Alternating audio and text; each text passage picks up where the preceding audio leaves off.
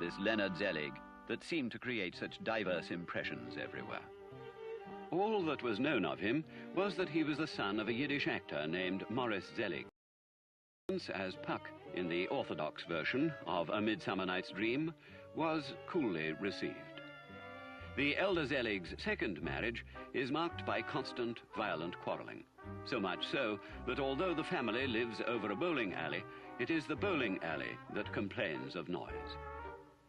As a boy, Leonard is frequently bullied by anti-Semites. His parents, who never take his part and blame him for everything, side with the anti-Semites. They punish him often by locking him in a dark closet. When they are really angry, they get into the closet with him. On his deathbed, Morris Zelig tells his son that life is a meaningless nightmare of suffering, and the only advice he gives him is to save string. Though Brother Jack has a nervous breakdown, and Sister Ruth becomes a shoplifter and alcoholic, Leonard Zelig appears to have adjusted to life. Somehow, he seems to have coped. And then, suddenly, increasingly strange behavior. Fascinated by the Zelig phenomenon, Dr. Fletcher arranges a series of experiments and invites the skeptical staff to observe. With the doctors watching, Zelig becomes a perfect psychiatrist. When two Frenchmen are brought in, Zelig assumes their characters and speaks reasonable French. In the company of a Chinese person, he begins to develop Oriental features. By now, word has gotten out to the press, and the public, thirsting for thrills and novelty, is immediately captivated. The clamor is so great that Dr. Alan Sindel is forced to issue a statement. We're just beginning to realize the dimensions of what could be the scientific medical phenomenon of the age and possibly of all time. Fresh stories roll off the press every day about Zelig and his puzzling condition. The doctors claim to have the situation in hand. No two can agree on a diagnosis.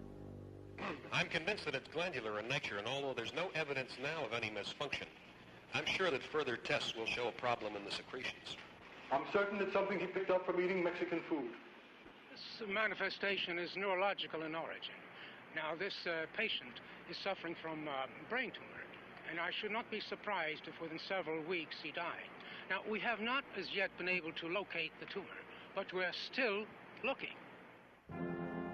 Ironically, within 2 weeks' time, it is Dr. Bersky himself who dies of a brain tumor.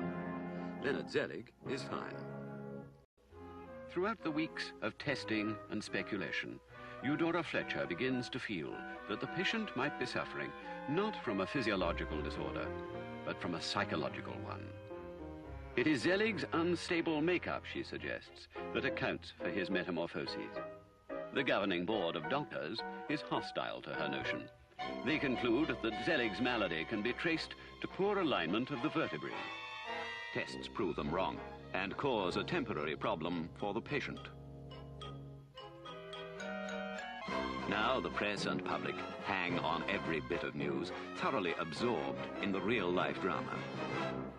The continuing saga of the strange creature at Manhattan Hospital goes on. This morning, doctors report, experiments were conducted and several women of varying types were placed in close proximity to the subject, but no change occurred, leading authorities to conclude that the phenomenon does not occur with women. Later today, doctors will be experimenting with a midget and a chicken.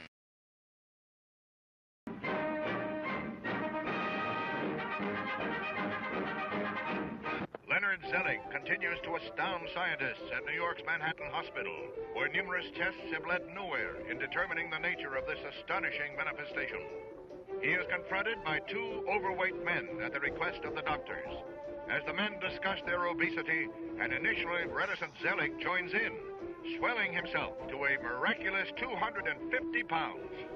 Next, in the presence of two Negro men, Zelig rapidly becomes one himself.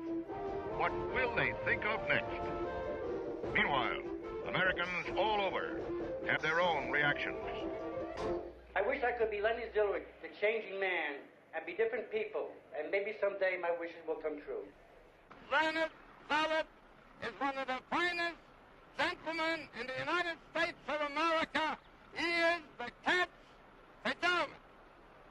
Trying a new approach, Dr. Fletcher places the subject under hypnosis. Right. Now, tell me why you assume the characteristics of the person you're with. It's safe. What do you mean? What do you mean safe? Safe. To be like the others. You want to be safe?